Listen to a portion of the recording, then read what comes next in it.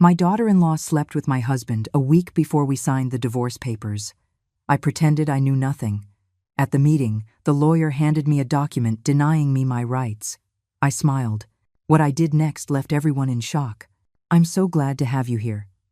Follow my story to the end and comment the city you're watching from so I can see how far my story has reached. The afternoon sun filtered through the lace curtains of my dining room as I set out my grandmother's china for lunch. Grace had called that morning, her voice unusually tense when she asked if we could talk, just the two of us. Something in her tone tied a knot in my stomach, but I pushed the feeling aside. Grace was the older sister of Amber, my daughter-in-law, and while we had always been cordial, we weren't particularly close. I smoothed my hands over the tablecloth, the same cream-colored linen I'd used for family gatherings for 30 years. At 64, I still took pride in keeping traditions, in creating a welcoming home. The house felt too quiet lately, with only me moving through it. Arthur, my husband of 42 years, had been distant for months, always finding excuses to work late or disappear into his study. And Daniel, our 35-year-old son, was so wrapped up in his marriage to Amber that his visits had become superficial. The doorbell rang, and I opened it to find Grace standing on my front steps, clutching her purse like a shield.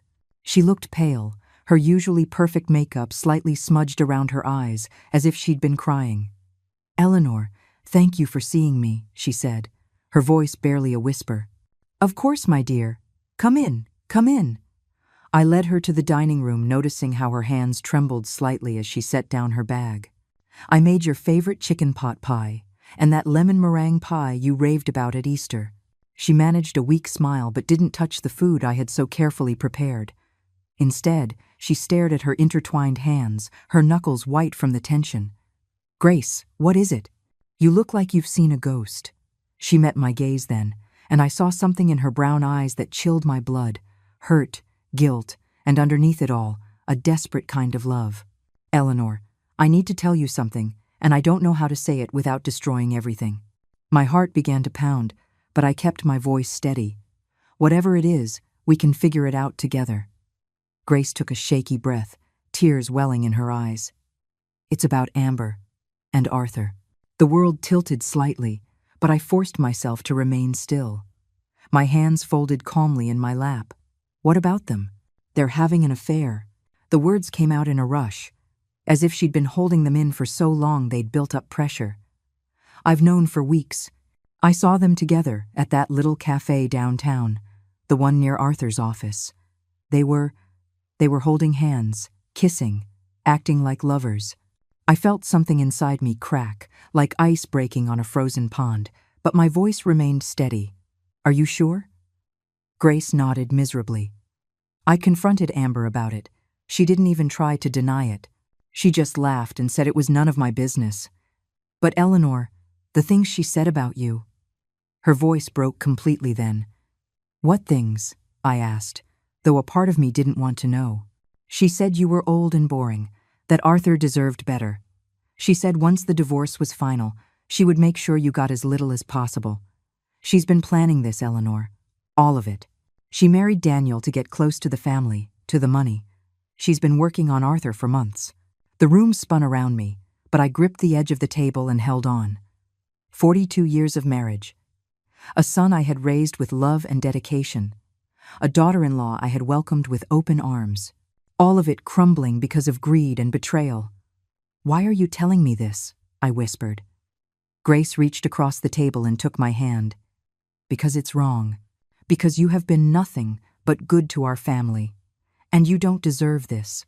Because Daniel doesn't deserve to be married to someone capable of this level of deceit." She paused, wiping her eyes with her free hand. "And because I love my nephew and niece.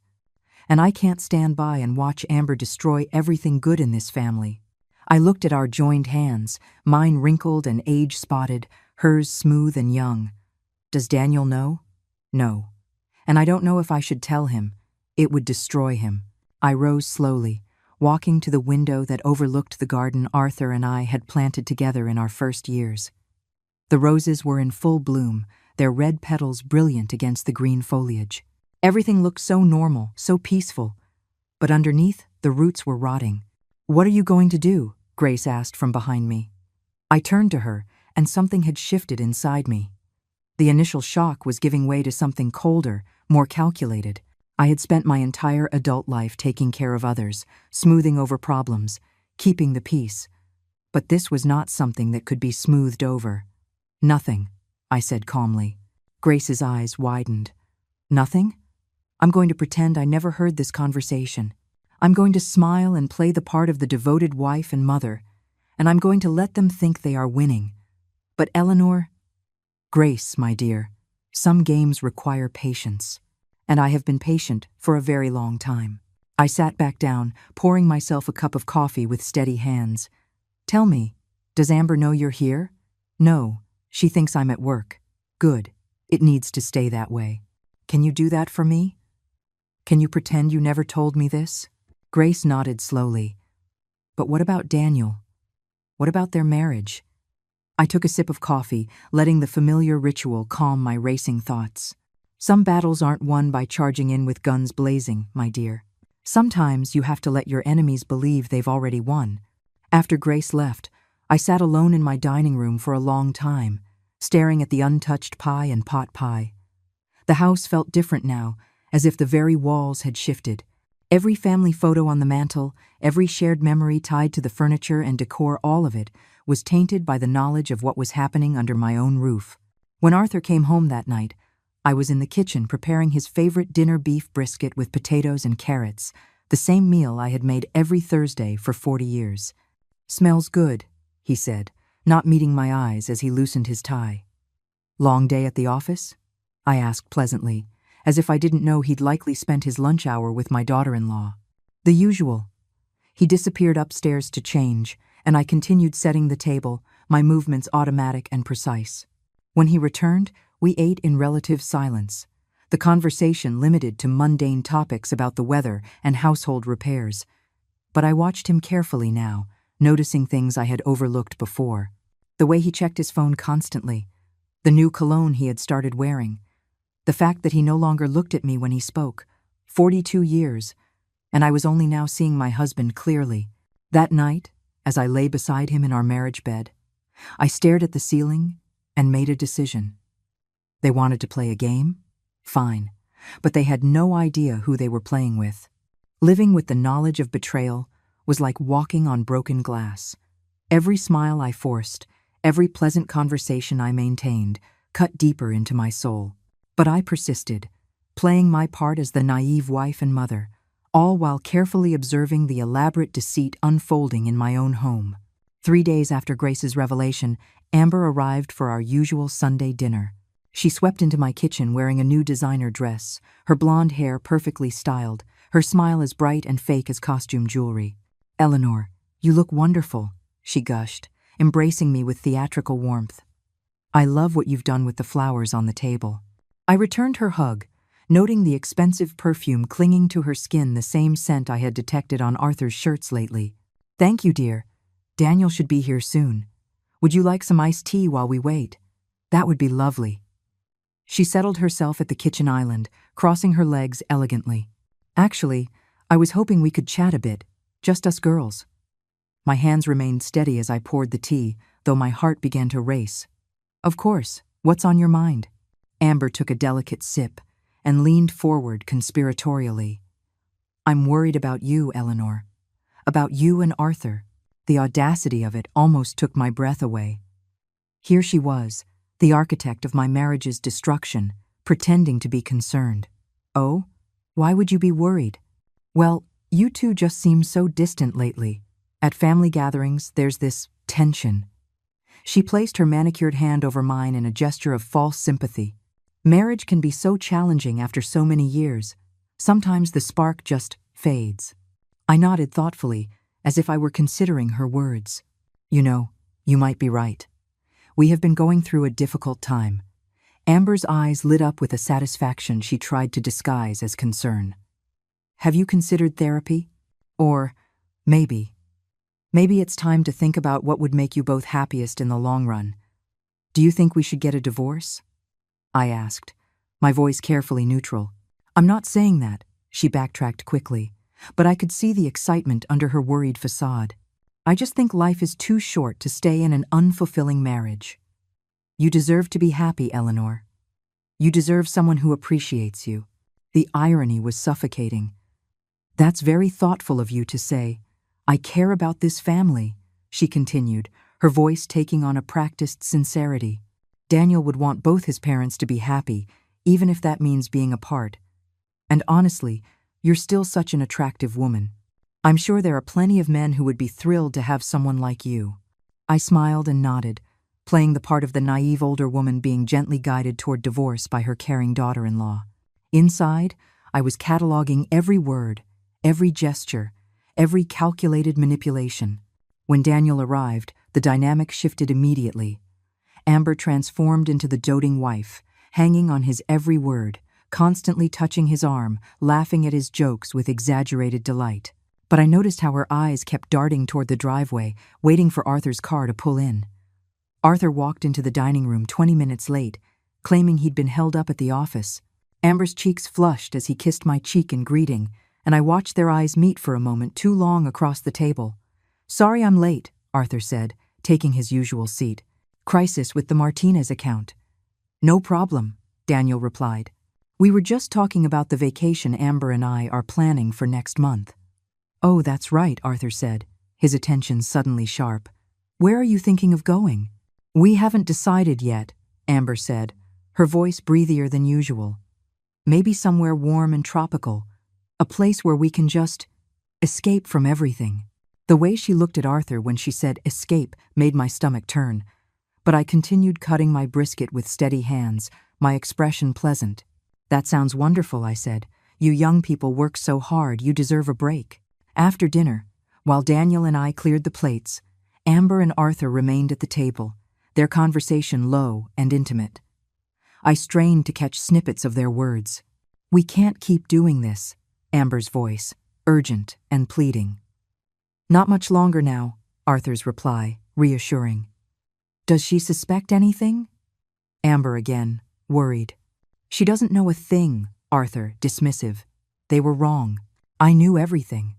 But I continued loading the dishwasher, humming softly, as if I didn't have a care in the world.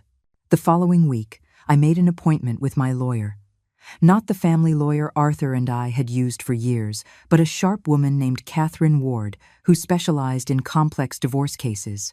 Her office was in a part of Philadelphia far from our usual haunts, ensuring I wouldn't be seen by anyone who might report back to Arthur. Catherine was younger than me, probably in her 40s, with intelligent dark eyes and an air of competence that immediately put me at ease. "Mrs. Morales," she said after I'd explained my situation, "I have to ask why you haven't confronted your husband directly about the affair." I clasped my hands in my lap, choosing my words carefully, because I want to understand exactly what I'm dealing with before I make any moves. This house, our assets, our family's legacy. I need to know where I stand legally. Catherine nodded in approval. "Smart approach. Let's start with the basics. How are your assets currently titled?" For the next hour, we went through everything. The house, purchased 40 years ago with money from my family's estate. The investment accounts, built up over decades of careful saving. The family business Arthur had inherited from his father. Most importantly, the trust that had been established by my grandfather, which included the house and several other properties. "This is interesting," Catherine said, studying the trust documents I had brought. "Your grandfather was very forward-thinking. This trust has some very specific provisions regarding inheritance and divorce." "What kind of provisions?" "Well, the house can never be sold or transferred to anyone outside of your direct bloodline.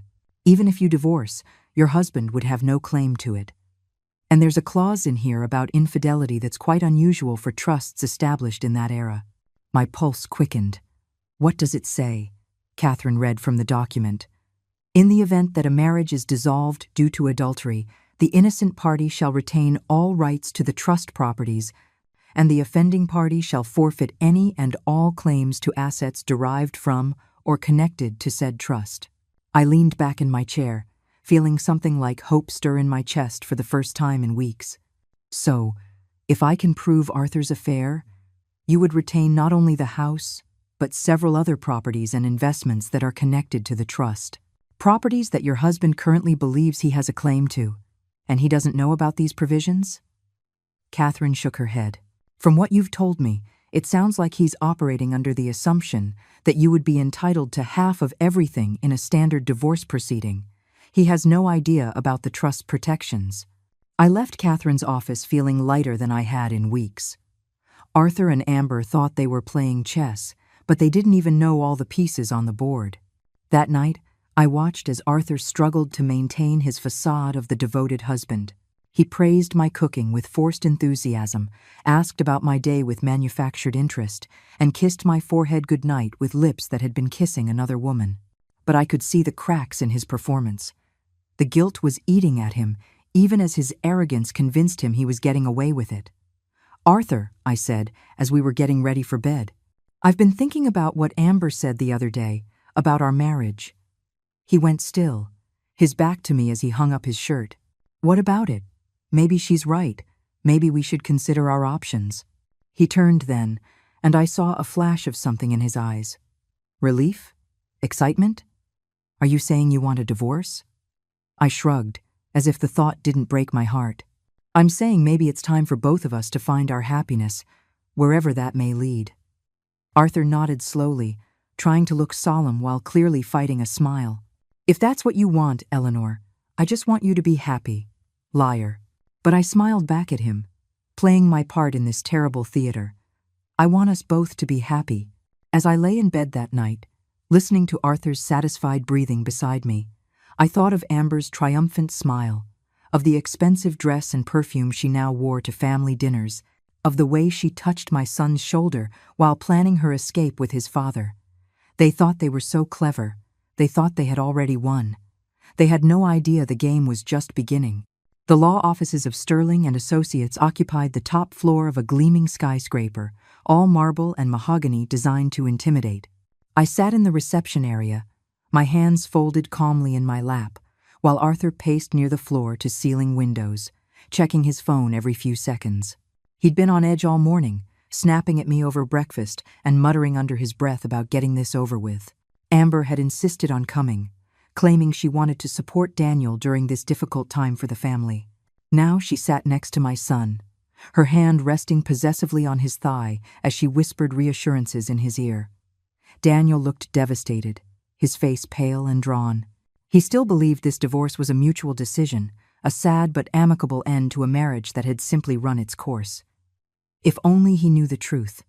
Mr. and Mrs. Morales, a tall, silver-haired man in an expensive suit, approached us.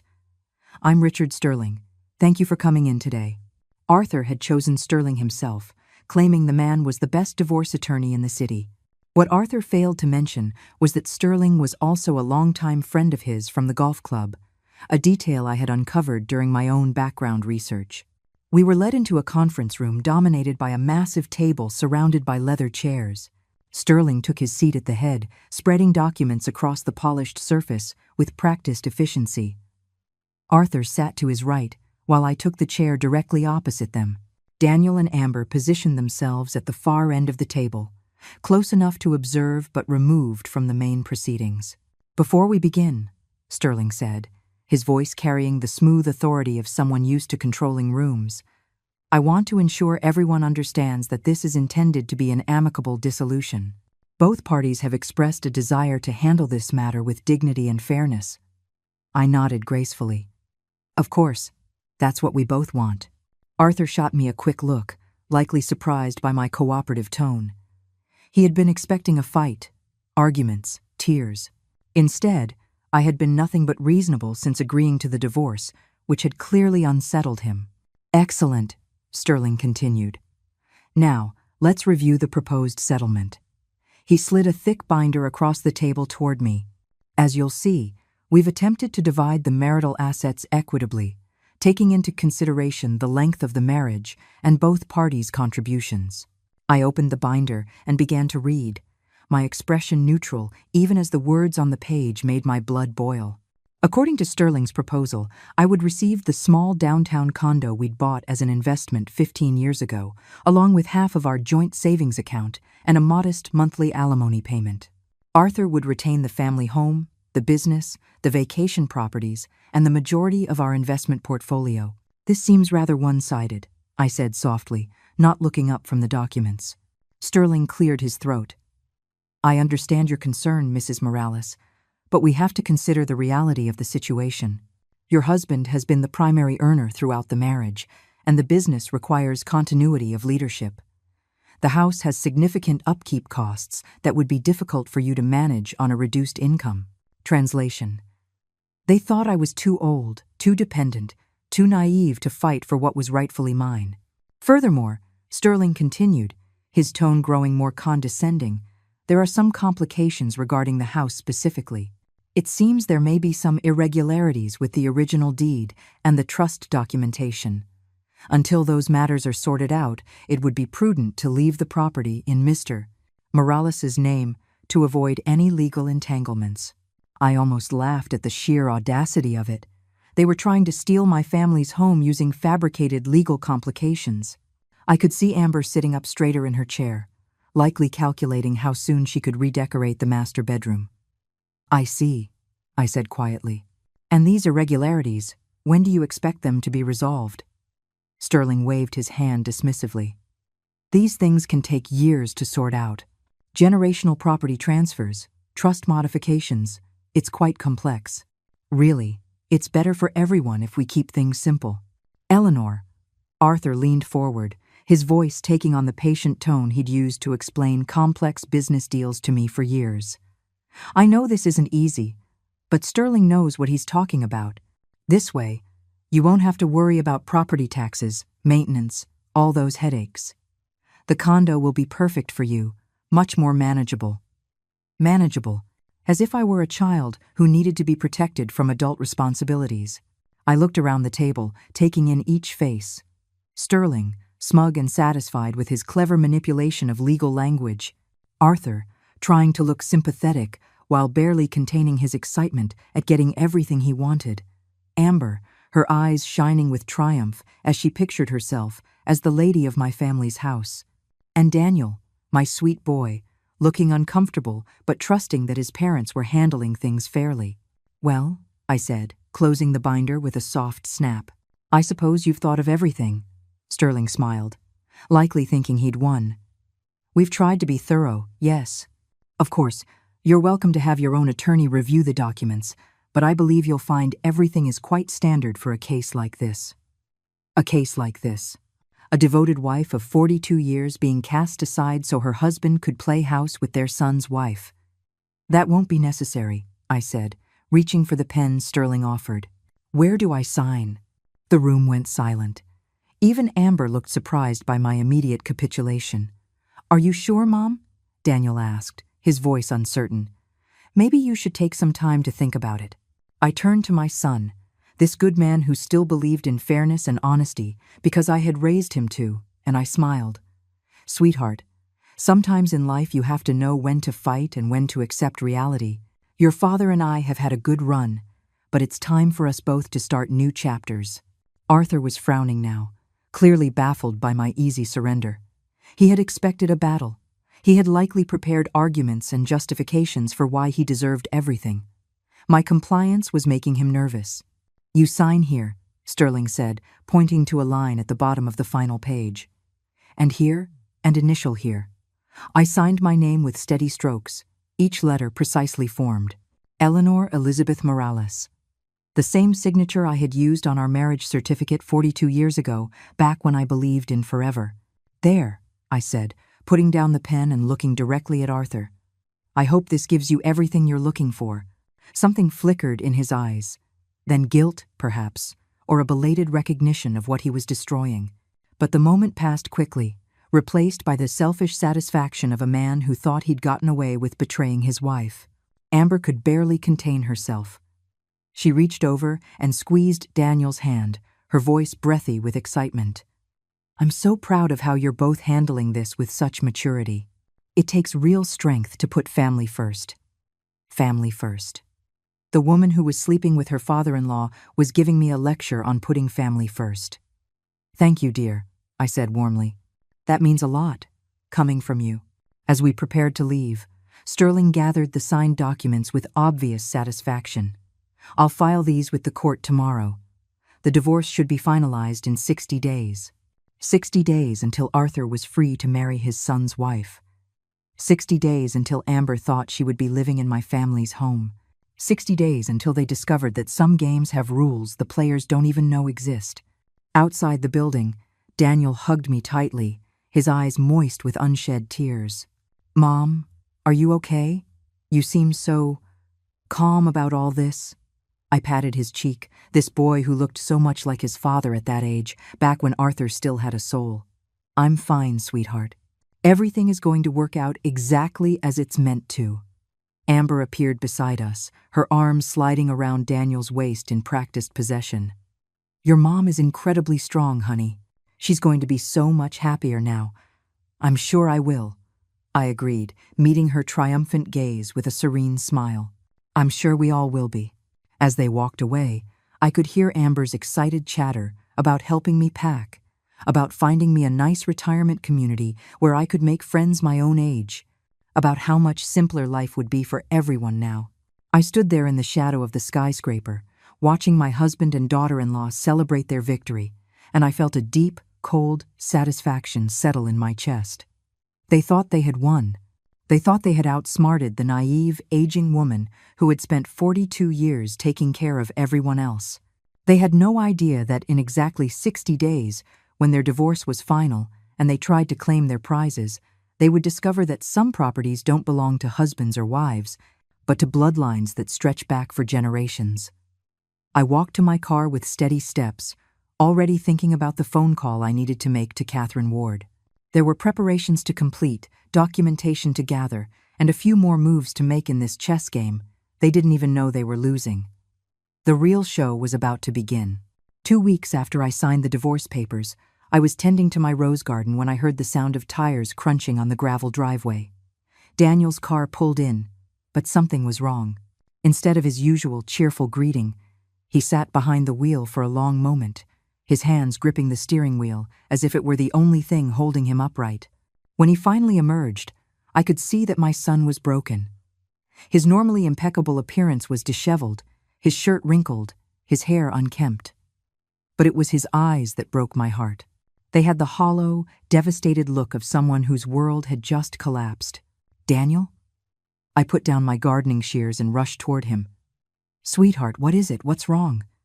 He looked at me for a moment, his mouth opening and closing as if he couldn't find the words.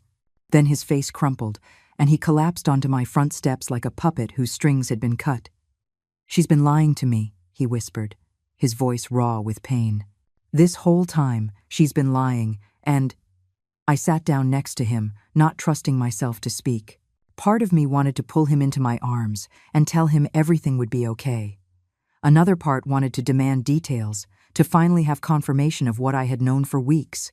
Instead, I waited, letting him find his way to the truth in his own time. "I found text messages," he continued, staring at his hands. "Hundreds of them. Between Amber and Dad. They've been planning this whole thing for months." My heart ached for him, but I forced my voice to remain calm. "Planning what exactly?" Daniel let out a bitter laugh that sounded nothing like my gentle son. "The divorce. The affair. They thought they were so clever, waiting until after you signed the papers to run off together. Amber was bragging to someone about how easy it was to manipulate both of you." The words hit me like physical blows, even though I'd known the truth for weeks. Hearing it from Daniel's lips made it real in a way all my observations and suspicions hadn't. "How did you find out?" I asked quietly. "Grace called me." Daniel's voice was thick with both gratitude and pain. "She said she couldn't watch it happen any longer. She told me where to look, what to look for." I thought she was crazy at first, but then I checked Amber's phone while she was in the shower, and he trailed off, unable to finish the sentence. I could imagine what those messages contained.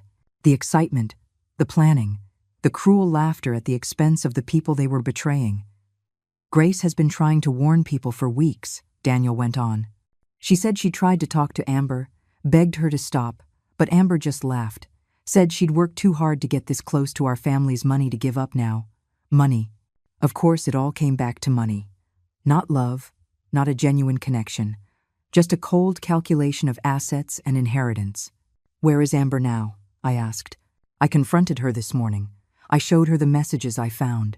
Daniel wiped his eyes with the back of his hand. She didn't even try to deny it. She just shrugged and said I was naive if I thought she'd ever really loved me. Said Dad could give her things I never could. The casual cruelty of it took my breath away. To dismiss years of marriage, to mock the love of a good man who had done nothing but adore her, it was beyond comprehension. "I threw her out," Daniel said, his voice gaining strength.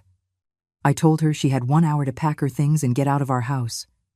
She laughed at me, Mom, said it didn't matter, because she'd be living somewhere much nicer soon anyway. Somewhere much nicer. My family home, which she believed would soon be hers. I'm so sorry, sweetheart," I said, finally allowing myself to touch his shoulder. "You didn't deserve any of this." Daniel looked at me then, his eyes shining with unshed tears. "How are you so calm about this? Dad betrayed you too. He threw away 42 years of marriage for her." I studied my son's face. This man I had raised to believe in kindness and loyalty, and I made a decision. He deserved to know he wasn't alone in this, that someone else was fighting for what was right. "Daniel, there's something I need to tell you. About the divorce. About what really happened in that lawyer's office." For the next hour, I told him everything. About Grace's warning. About my weeks of careful observation. About Catherine Ward and the provisions in the family trust that Arthur and Amber knew nothing about. Daniel listened in stunned silence as I explained how I had deliberately played the part of the naive, defeated wife, all while gathering evidence and preparing my real response. "You knew," he whispered when I had finished. "This whole time, you knew what they were doing?" "I knew," I confirmed, "and I let them think they had won. Because sometimes the best strategy is to let your opponents reveal exactly who they are before you make your move." Daniel looked at me as if he were seeing me for the first time. "Mom, I had no idea you were so strategic." I smiled sadly. 42 years of marriage teaches you a lot about people, sweetheart, including when to fight and when to bide your time. "So what happens now? When Dad finds out about the trust?" "That's up to him and Amber." I stood up, brushing dirt from my gardening clothes. "They made their choices. Now they have to live with the consequences." Daniel stood up too, looking more like himself than he had since he arrived. "What about us? I mean, I know Amber is my wife or was my wife, but I can't just pretend this didn't happen." "You don't have to pretend anything," I assured him. "You are the innocent party in all of this. You have every right to protect yourself." As if summoned by our conversation, another car pulled into the driveway. This time it was Grace, her face anxious as she hurried toward us. "Daniel, I am so sorry," she said, her voice thick with emotion. "I know this is all my fault. If I hadn't told you to look." "You saved me," Daniel interrupted, his voice firm. "If you hadn't warned me, I would have spent months, years, married to someone who was using me. You saved me from wasting my life on a lie." Grace's eyes filled with tears. "I should have said something sooner. I should have protected you better." I watched the two of them, noticing how Grace's genuine anguish contrasted so starkly with Amber's calculated manipulations. Where Amber was all sharp edges and hidden agendas, Grace radiated warmth and sincerity. Even in her guilt and pain, she was thinking of Daniel's well-being. "Grace," I said gently, "you did exactly the right thing. You chose loyalty and honesty over family convenience. That takes real courage." She looked at me with surprised gratitude. "I was so afraid you would hate me for bringing this into your family." "My dear, you didn't bring anything into our family. You revealed what was already here, festering in the dark. Now we can deal with it in the light." Daniel moved closer to Grace, his hand hovering near her shoulder as if he wanted to comfort her, but wasn't sure if it was appropriate. "Grace, I need you to know how grateful I am, not just for warning me, but for being honest when it would have been easier to stay quiet." The look that passed between them was charged with something new and tentative. Not romance, not yet, but a recognition of shared values, of similar wounds, of the possibility that something good could grow from the ashes of this betrayal. "I should go," Grace said suddenly, as if realizing she was intruding on a family crisis. You two need time to process all this. Actually, Daniel said quickly, would you want to stay for dinner? Mom makes the best brisket in the state, and I think we could all use a normal conversation right now. Grace looked to me for permission, and I nodded warmly. I'd love for you to stay. It's been too long since we've had an honest conversation around our table. As the three of us walked into the house, I felt something shift in the air around us. The toxic cloud that had been hovering over our family was finally starting to lift. Amber's betrayal had been devastating, but it had also revealed the true character of everyone involved. Daniel was stronger than I had given him credit for, capable of facing hard truths and making difficult decisions. Grace was proving to be everything her sister was not: loyal, honest, selfless. And I had rediscovered my own strength, my ability to plan and wait and fight for what mattered. That evening, as we sat around my kitchen table sharing stories and laughter, I watched Daniel and Grace together. There was something healing in their connection, a recognition that they had both been betrayed by someone they loved, but that the betrayal didn't have to define them. You know, Grace said quietly as we cleared the dishes, Amber always said I was too soft, too trusting, said that nice guys finish last. Daniel paused in his work, looking at her intently. I used to think that being decent was enough, that if you treated people right and trusted them, they'd do the same for you. And now? I asked, curious how this experience would change my son. Daniel looked at Grace, then back to me. Now I think that being decent is still the right choice. But that doesn't mean you have to be naive. You can be kind and still protect yourself. You can trust people who prove they deserve it. As the evening wound down and Grace prepared to leave, Daniel walked her to her car. Through the kitchen window, I watched them standing and talking quietly in the driveway, their conversation intimate and serious. When he finally came back into the house, there was something different in his expression. She's remarkable, he said simply. Yes, she is, I agreed. So different from her sister. Daniel nodded thoughtfully. I keep thinking about what you said earlier, about letting people reveal who they really are. Amber showed me exactly who she was, but I was too blind to see it. But Grace, she's been showing me who she is too, and I almost missed it because I was so focused on the wrong person. Hearts heal, Daniel, and when they do, they often see more clearly than before. That night, as I got ready for bed in the house that would soon legally be mine again, I thought about the strange turns life takes. Amber's betrayal had been devastating, but it had also created opportunities for truth, for genuine connection, for new beginnings based on honesty instead of deceit. In trying to destroy our family, Amber had actually revealed its strength. She had stripped away the pretense and false loyalties, leaving only what was real and worth preserving. Tomorrow, I would call Catherine Ward and begin the final phase of my plan. But tonight, I felt something I hadn't experienced in months. Hope. The call came on a Tuesday morning, exactly 63 days after I signed those divorce papers in Sterling's office. I was sipping coffee on my back patio, watching the sunrise paint the sky in shades of gold and pink, when my phone rang. Arthur's name flashed on the screen, and for the first time in months, I felt a genuine amusement as I answered.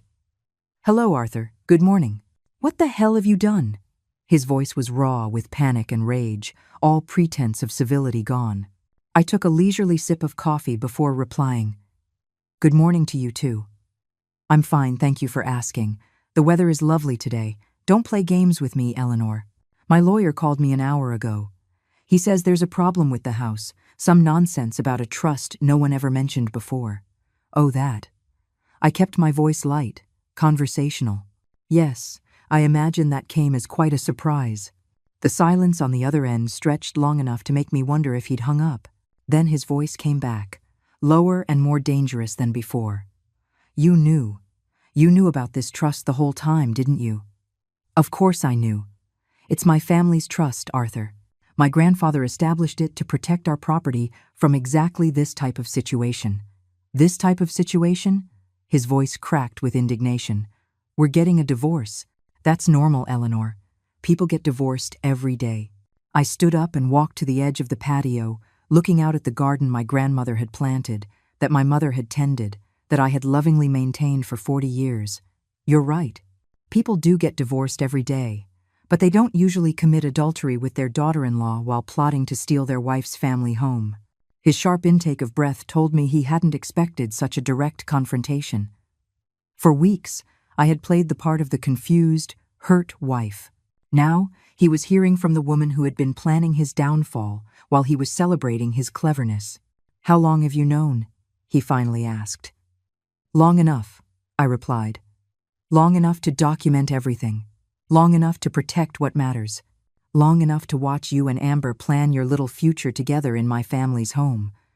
"Our house," he corrected automatically, but there was no conviction in his voice anymore. "No, Arthur. Never our house. The deed has always been in trust. You were allowed to live here as my husband, but you never owned a single brick. And now that you've chosen to end our marriage through adultery, you've forfeited any right to remain here." Another long silence. Then, in a voice that sounded like a man watching his world collapse, "Where am I supposed to go?"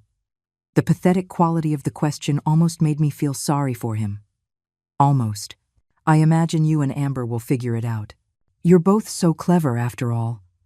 Eleanor, please, can't we work something out? I know I made mistakes, but—" "Mistakes?" I cut him off, my voice sharp for the first time. "Mistakes are forgetting to buy milk or missing an anniversary. What you did was a deliberate betrayal of everything we built together.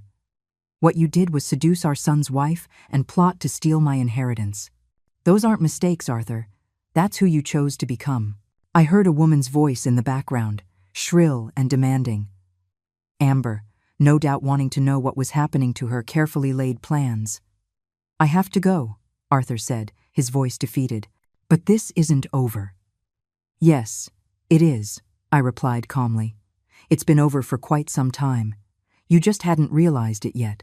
After I hung up, I sat back down and finished my coffee in peaceful silence. The phone rang several more times, Arthur's number, then an unknown number that was likely Amber, but I didn't answer. I had nothing more to say to either of them. An hour later, Daniel's car pulled into the driveway.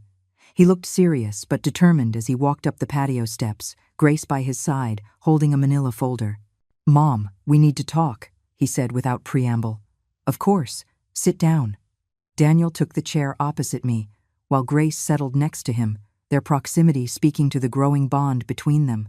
For the past few weeks, they had become inseparable, finding comfort and understanding in their shared experience of betrayal. "Grace has been helping me go through Amber's things," Daniel began. "We found some documents I think you need to see." Grace opened the folder and pulled out a stack of papers. These were hidden in a safe in Amber's closet. I think they show just how long this has been planned. The first document was a copy of my grandfather's will, annotated in Amber's handwriting with notes about property values and inheritance laws. The second was a timeline, meticulously detailed, showing when she had planned to seduce Arthur, when they would initiate the divorce proceedings, and when they expected to take possession of the house. But it was the third document that made my blood run cold. It was a life insurance policy on me, taken out by Amber 6 months ago, listing herself as the beneficiary. "She forged your signature," Grace said quietly. "I checked with the insurance company. They have no record of you ever agreeing to this policy." Daniel's face was pale with fury. "She wasn't just planning to steal from you, Mom. She was planning—" He couldn't finish the sentence. I stared at the policy, feeling a chill that had nothing to do with the morning air. The woman I had welcomed into my family, whom I had treated like a daughter, had been planning not only my financial ruin, but potentially something much worse. "There's more," Grace continued, pulling out a printed email. "This is from a private investigator Amber hired to look into your family's assets.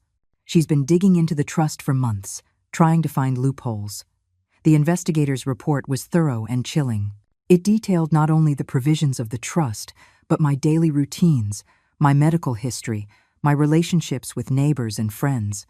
Amber had been studying me like a predator studies its prey. "Daniel, I need you to take these documents to the police," I said, my voice steady despite the turmoil in my chest. "The forged insurance policy alone is a felony." "Already done," he replied. "I called Detective Martinez this morning. He's opening an investigation for identity theft and insurance fraud." We sat in silence for a moment, absorbing the full scope of Amber's treachery. She hadn't just been unfaithful. She had been systematically plotting to destroy our entire family. "There's something else," Grace said hesitantly. "Something I probably should have said weeks ago." Daniel took her hand encouragingly. "Go on. Amber isn't just manipulative and greedy. She's dangerous. This isn't the first time she's done something like this." Grace's voice was barely a whisper. "Our Aunt Helen died 2 years ago. Sudden heart attack. Very unexpected. Amber was taking care of her at the time, helping with her medications. The implication hung in the air like a toxic cloud." Daniel's grip on Grace's hand tightened. "The doctors said it could happen to anyone," Grace continued. "Helen had a heart condition, and sometimes these things just happen. But afterward, Amber inherited Helen's house and her savings, and she just seemed so pleased about it. Not grieving like you'd expect, but satisfied." "Did you tell the police this?" I asked. Grace nodded. "Detective Martinez is looking into Helen's death, too. He said they might exhume the body if they find enough evidence to warrant an investigation." We were interrupted by the sound of a car pulling aggressively into the driveway. Through the trees, I could see Arthur's Mercedes, followed by a small moving truck. Amber emerged from the passenger seat like a fury, her perfect facade finally cracking to reveal the calculating predator beneath. "That's my cue to go inside," I said, getting to my feet. "Daniel, would you and Grace mind handling this? I don't think I can look at either of them right now without saying something I might regret." From my living room window, I watched the confrontation unfold on my front lawn. Amber was screaming at Daniel, her face twisted in rage as she pointed at the house. Arthur stood by the moving truck, his shoulders slumped in defeat. 2 burly movers waited uncertainly, unsure whether to unload their cargo. Daniel's voice carried through the glass, calm but unyielding. "You're not welcome here, Amber. Neither of you are." "This is my house," Amber shrieked. "We signed papers. It's ours." "No," Grace said, stepping forward to stand beside Daniel. "It was never yours, and it never will be." The look Amber gave her sister was pure venom. "You did this. You poisoned them against me. You're just jealous because I found a way out of our pathetic family, and you're still a nobody." "I'd rather be a nobody than be you," Grace replied quietly. Amber lunged forward as if to attack her sister, but Daniel stepped between them, his presence enough to halt her advance. For a moment, the 3 of them formed a tableau. Daniel and Grace united in their strength and integrity, Amber isolated in her rage and desperation. "Get off my property," Daniel said, his voice carrying an authority I had never heard from him before. "Both of you. You have 5 minutes to get in that truck and leave, or I'm calling the police." Arthur finally spoke, his voice tired and broken. "Let's go, Amber. It's over." But Amber wasn't ready to accept defeat. She spun toward the house, her eyes wild as she caught sight of me in the window. "This isn't over," she screamed. "You think you're so smart, but I know things about this family. I know secrets that could destroy all of you." I opened the window slightly, my voice carrying clearly across the lawn. "The only secrets being destroyed today are yours, my dear. Detective Martinez is very interested in your relationship with your Aunt Helen." The color drained from Amber's face so quickly I thought she might faint. Arthur grabbed her arm, pulling her toward the truck with sudden urgency. "We're going," he yelled. "We're going right now." As the moving truck sped away, followed by Arthur's Mercedes, I felt something release in my chest. The strangers who had invaded my home, who had plotted to steal my legacy, and possibly worse, were finally gone. Daniel and Grace came inside, both looking emotionally drained but victorious. "It's over," Daniel said, collapsing into my favorite armchair. "They're really gone. The part about the house is over," I corrected gently. "But Amber still needs to face the consequences for what she did. The forgery, the fraud, possibly Helen's death. The wheels of justice turn slowly, but they do turn." Grace curled up on the sofa, looking younger and more vulnerable than her 30 years.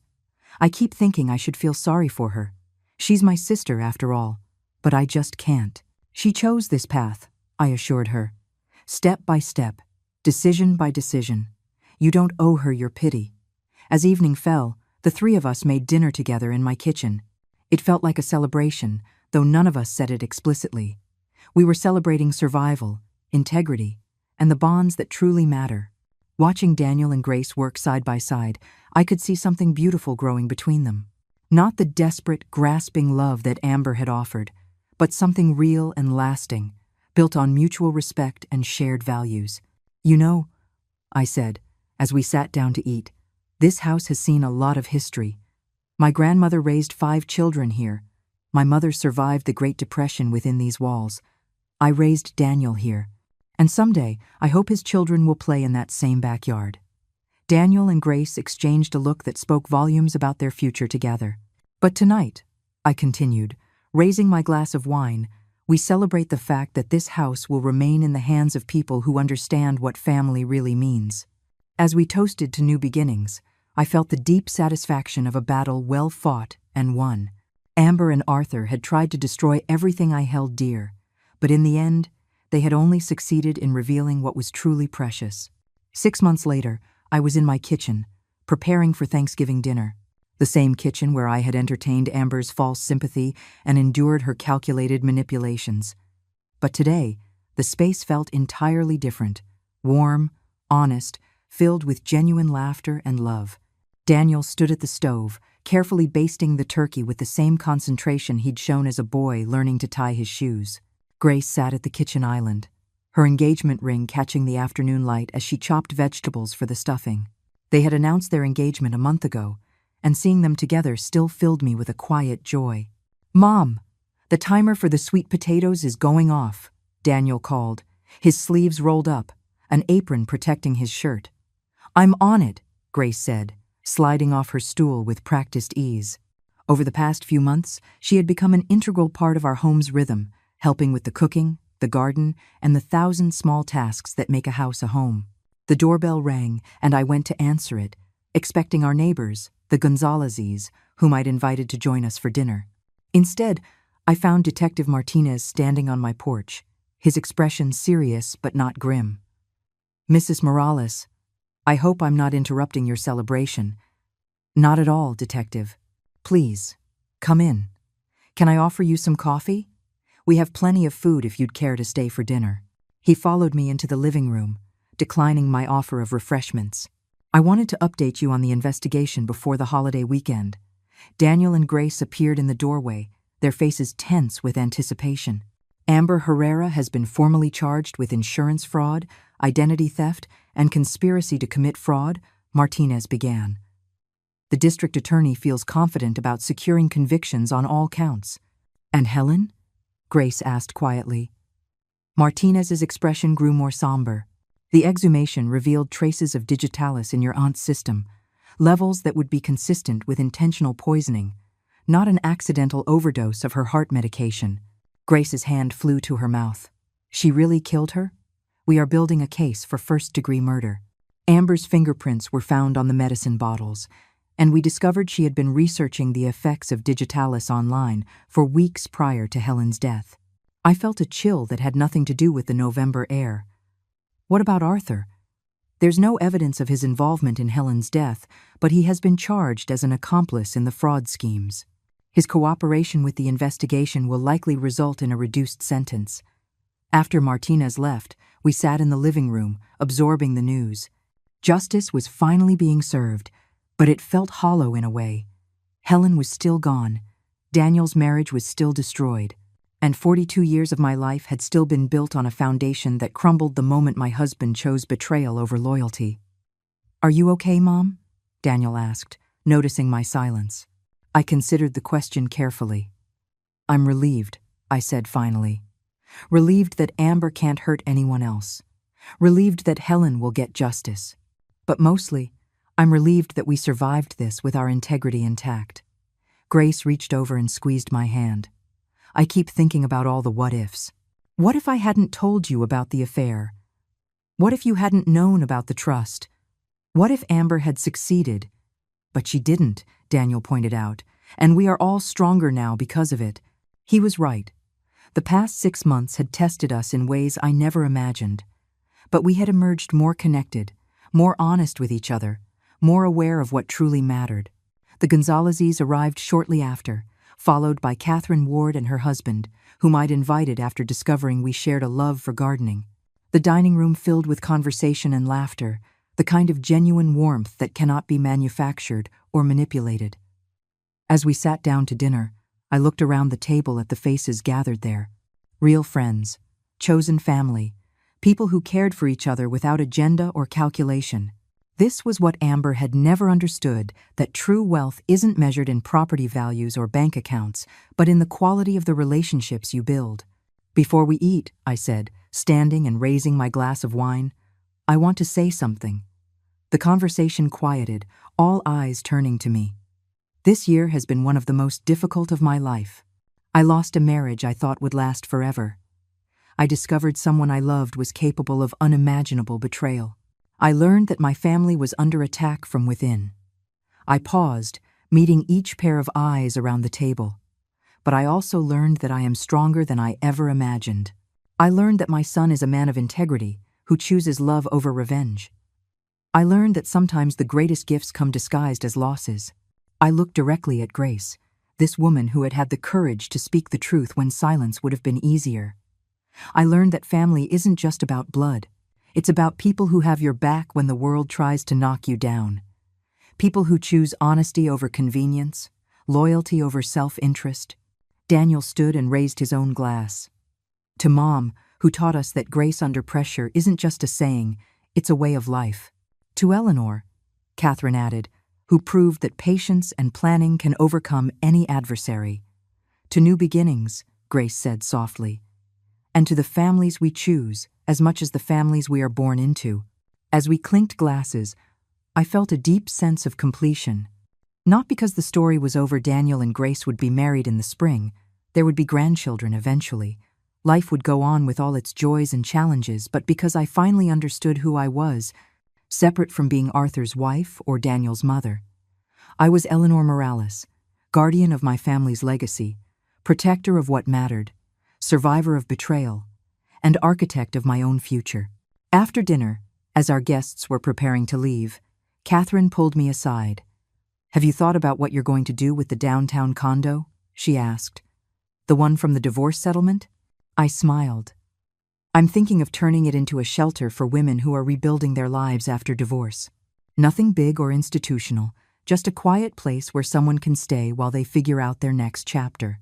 Catherine nodded in approval. "Amber probably thought she was taking something valuable from you with that settlement. She had no idea she was giving you away to help other women in similar situations." Ironic, isn't it? Her greed became the foundation for something genuinely useful. Later that night, after Daniel and Grace had gone home to their apartment, I walked through the quiet house, turning off lights and checking locks, the same ritual I had performed for 40 years. But it felt different now, peaceful instead of routine, secure instead of automatic. In my bedroom, I opened the jewelry box where I kept my most precious possessions. I ran my fingers over the pearl necklace my mother had given me, over my grandmother's gold bracelet. I found what I was looking for, my original wedding ring. The simple gold band Arthur had placed on my finger when we were both young and full of dreams. I held it up to the lamplight, studying the inscription inside. Forever and beyond. Forever had lasted 42 years. Beyond had ended the day he chose another woman over his family. But that didn't erase the good years, the love that had been real, even if it hadn't been permanent. I placed the ring back in the box, not with anger or sadness, but with acceptance. That chapter of my life was closed, but the story went on. My phone buzzed with a text from Daniel. "Thanks for an amazing Thanksgiving, Mom. Grace and I are so grateful to have you in our lives." I typed back, "Thank you for becoming the man I always knew you could be. Sleep well." A second message appeared, this one from Grace. "I never had a mother who believed in me the way you do. Thank you for showing me what real strength looks like." I wiped away the tears that sprang to my eyes. At 64, I was discovering that some of life's greatest gifts arrive in the second act, when you finally understand what you're worth and refuse to settle for anything less. The house settled around me with familiar creaks and sighs, the sounds of a structure that had weathered many storms and would weather many more. I thought of my grandmother, who had raised 5 children in this house during the Great Depression. I thought of my mother, who had kept it as a sanctuary during World War II when my father was overseas. I was part of a long line of strong women who had protected what mattered, who had faced adversity with grace and determination. Amber had tried to break that chain, but she had only succeeded in forging it stronger. Tomorrow, I would start planning the shelter for divorced women, using the condo that was supposed to be my consolation prize. Next month, I would help Daniel and Grace plan their wedding, which would take place in the garden where my grandmother had married my grandfather 80 years ago. But tonight, I would simply be grateful for survival, for discovery, for the knowledge that at any age, at any stage of life, it is never too late to find out who you really are when all that is false is stripped away. Outside my window, the November wind whispered through the bare branches of the oak tree Arthur and I had planted on our 10th anniversary. It had weathered storms, droughts, and countless seasons of change. Like me, it had bent but not broken. It had endured. It had grown stronger. In the spring, it would bloom again. And so would I. Now I'm curious about you who listened to my story. What would you do if you were in my place? Have you ever been through something similar? Comment below. And meanwhile, I'm leaving on the final screen 2 other stories that are favorites and that will definitely surprise you. Thank you for watching until here. I'll see you in the next video.